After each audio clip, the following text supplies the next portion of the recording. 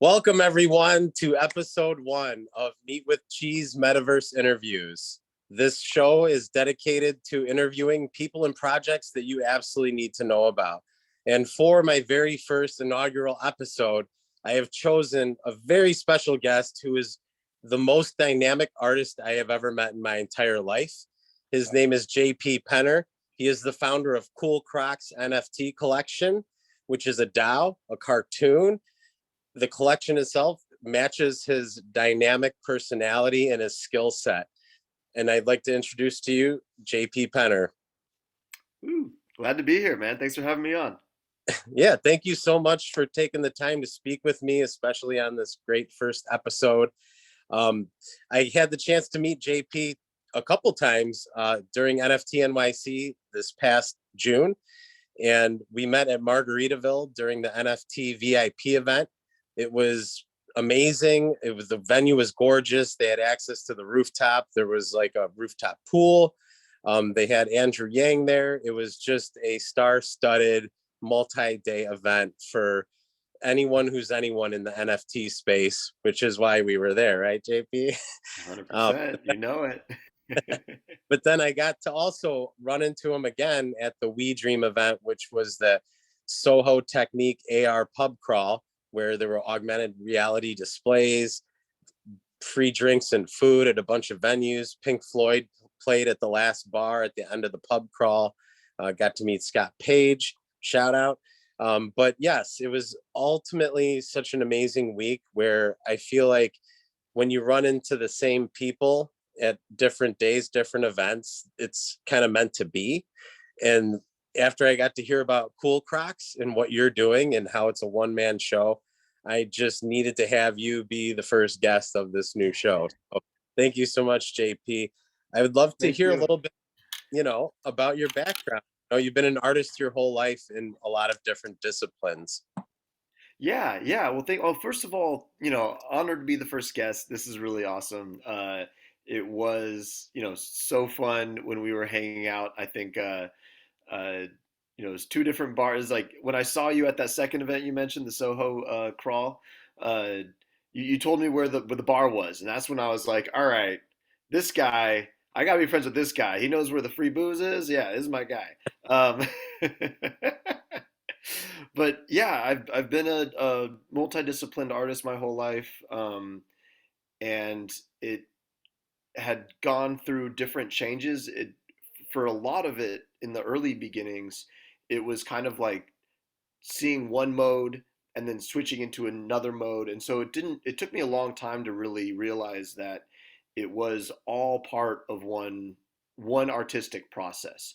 Because I started early on doing, comics and like jokes in like comic strip form, and then started doing some other visual art. But I got a little bit dismayed early on in the arts scene just because I went to college on an art scholarship actually, and the beginning experience of that was not very good. Like there was a lot of uh, I don't know, like a lot of my peers like kind of thought of art differently than me, I guess, and just didn't seem like I was like an artist. And so I started focusing on music after that, started rapping, and that was a lot of fun, rapping in Oakland, started DJing, and that kind of led back to stand-up comedy when I was in the Bay, and then I threw an art show. So after 10 years of, having this art kind of sit on the back burner, but I kept creating IP around these cartoon characters. So after 10 years, I finally had a solo art gallery show, and that's when it all kind of came together for me. Because I DJ'd at that event, I had a lot of people come through. There's a lot of the jokes that I was able to tell in stand-up comedy also translated to the comic art. And so once I threw that show, I was like, this is what I got to do. And so I moved to LA to make it happen. Amazing. That's so, yeah. I mean, you're just multi-talented, and maybe those artists that kind of pushed you out of that traditional or whatever they think art should be community led you into this. And now you're in the metaverse and you have this amazing project, which I can say I'm a proud token holder of the Cool Crocs. What is Cool Crocs all about? Yeah, Cool Crocs is that, all of those things rolled into one. The main backbone of the project is the cartoon. So when I mentioned that I started with comics, my goal, was very heavily influenced by Looney Tunes, uh, Ninja Turtles, Teenage Mutant Ninja Turtles, right? Back in the original cartoon and the original movies. Had a huge influence on me. So I always kind of envisioned it being an animated series, but didn't really know how to go about that process. And when I found NFTs, it was like, oh, this is the perfect opportunity to launch a multimedia brand where the cartoon is the backbone of it, but it also incorporates all the other things that I do. So, yeah, the cartoon is coming out soon. Our episode 1, that I'm super excited for that. We also have clothing, like we did a merch drop of hoodies to holders, which is pretty great. We just did a sticker sheet. Actually, I have a sticker sheet right in front of me. So we did like a little sticker sheet for all the holders. I got to send mine out to you soon to make sure you get that as well. And and so it's really a place where I can put all my creativity in one spot. We've got a card game coming out, a plushie drop coming out. So a lot of utility, a lot of fun, and it's all for a good purpose. I was diagnosed ADHD uh, a couple years ago now, and that really rolled into what I wanted to do with this project, because it was around the same time I found the Web3 NFT space, and so it just really made sense to do what I already was planning on, which was, make a cartoon, turn it into a multimedia event, using some of my other talents in my former career as an event producer, and then have all of that, scale those events and have it all go back to help uh, students that are neurodivergent. Yeah, that's amazing. And that's one of the reasons why I was so fascinated by your collection is not only are you a one-man cartoon with music included, but the cause of ADHD, it was mental health didn't exist when I was growing up. And if you were possibly diagnosed with a mental health illness, it was like there's something wrong with you. There was that stigma attached. And it seems like your collection is definitely encompassing in with loving arms that community of the people that are diagnosed with ADHD, and that's something that I really love about it. Tell me a little bit about how you've reached a point where you're now unapologetic about who you are. Yeah, well, I mean, it was a lot. I mean, therapy is the short answer. Right. Yeah. Because it was a. I mean, first of all, the diagnosis gave something to give, like, there's studies around it, there's communities around it, there's information around it, and so all of that was able to, come be a little bit more comforting than wondering, like, why am I different, and just like not having any answer, because that's how I lived, most of my life, being undiagnosed and just not sure why I struggled with doing things that other people seemed, to be very easy, or vice versa, why I could do something and people would struggle with it. And I was just like, I don't understand why this is so easy for me. And so when that got, so I sought therapy originally because, it was a lot of factors happening at once. I moved to LA, so I didn't have my network anymore, my, community that I had. And because I was an event producer in Oakland and performed a lot, like, I had a fairly big community. So not having that was tough. And then, of course, the quarantine in the pandemic. So, not having any social circle to call up and to really, be with. And then also my big aspirations, right? Wanting to, you know, take this IP and turning into a cartoon in LA in the entertainment industry. Like, that's a daunting task, and one that, not a lot of people succeed at with all of the gatekeepers. And so, that's why I sought therapy, is for those reasons. And it was really quickly that she's like, have you ever been tested for ADHD? Because you definitely haven't. and and so it like really put everything in perspective once I, leaned into that, and, wanted to celebrate, because once I learned about it, and a lot of people have it. there's kind of a couple different things where like some people almost dismiss it because like, oh, everyone has that. And it's like that's not exactly correct, right? Like about 1 in 5 people have it, so a lot of people do have it, but also, 1 in 5, so not, not the majority by far. But I always tend to meet people that have it. I think just because we gravitate towards creative spaces, and then also we match energy wise. And I think most people would agree, like their friends that are neurodivergent in different ways are really fun people. Like ADHD, right? That hyperactive kind of element can be really fun. And so like those are some of the reasons why it's like, this isn't a detriment, right? This is just a different way that the brain processes information, and it has, incredible pluses to it and some drawbacks, but just like anything else. And so like once I kind of studied that and realized that like I'm happy, that I have these creative abilities and that comes very naturally to me.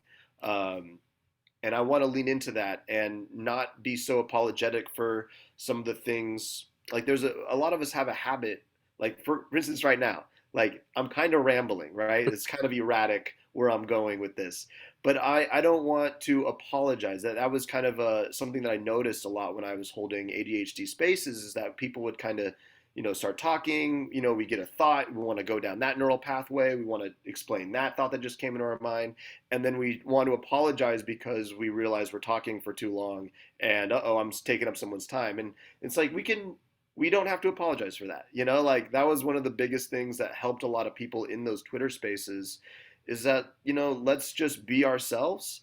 And we understand what that means, and what comes with that, and let's celebrate it for what it is, and we can help each other for the things that we need help with, but we don't need to necessarily apologize for it. Yes, absolutely. I can't agree with you more, man. Just be yourself. Don't apologize and be a good person, and we're all different, and it's all beautiful things. And in the metaverse, it's like our superpower, that we Mm-hmm. can embrace and build a community around like you're doing, and this cartoon, I'm really looking forward to the first episode. So let me get this right. You drew it, you are making music for it, you created the story. I mean, it's all yours. How did you what how did that come about?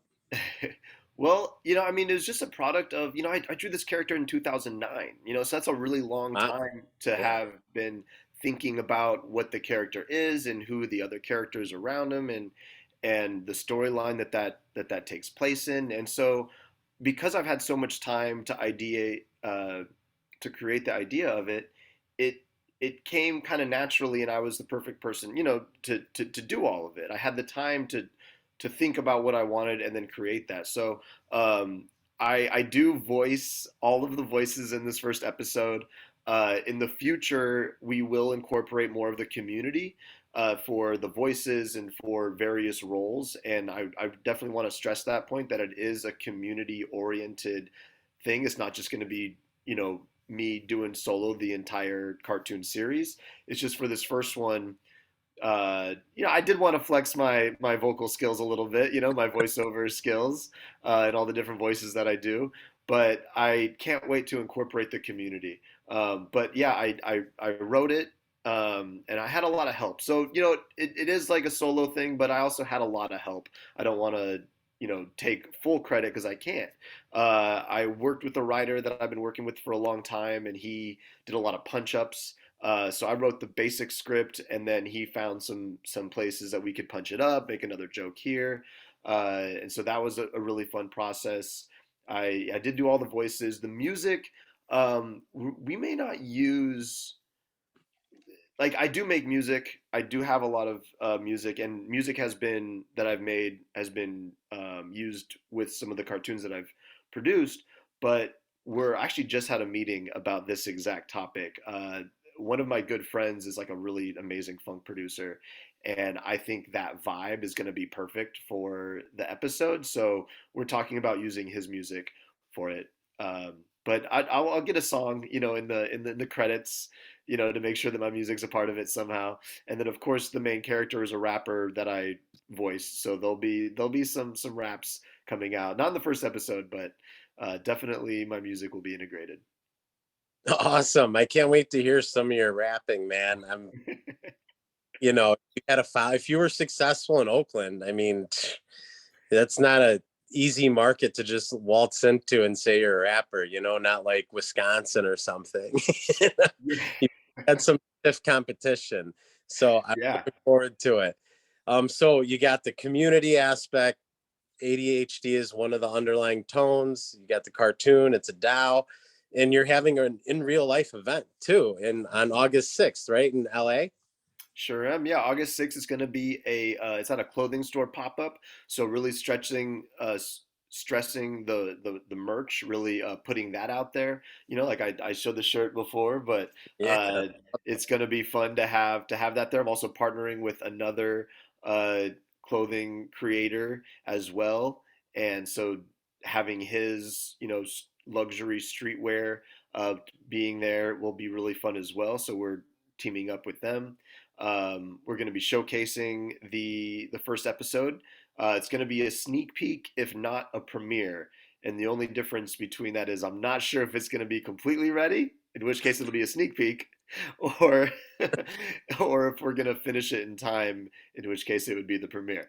But we're going to show it either way. I want it. I want to show the people there the show. I'm going to perform. I'm going to rap and do some of my music. I'll be DJing as well, and it's going to be a really good time. So yeah, it's August 6th out at the Milk Room in Woodland Hills in LA.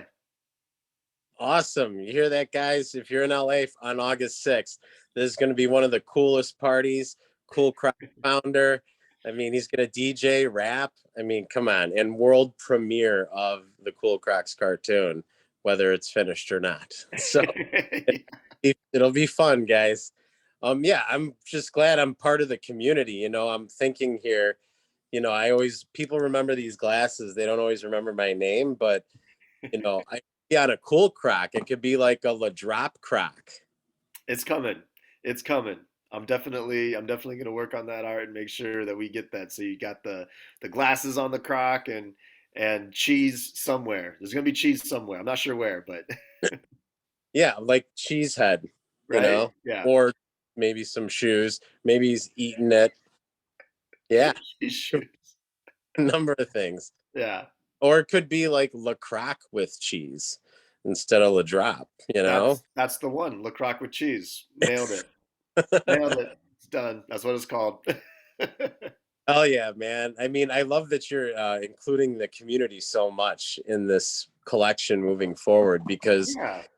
I am new to the community, but I already have ideas of how, me as who I am in the metaverse can integrate with your collection. And so I encourage everyone out there, get in on this collection. JP is very open to ideas and ways to make this thing work for everyone. And Yeah. that's fun. Yeah.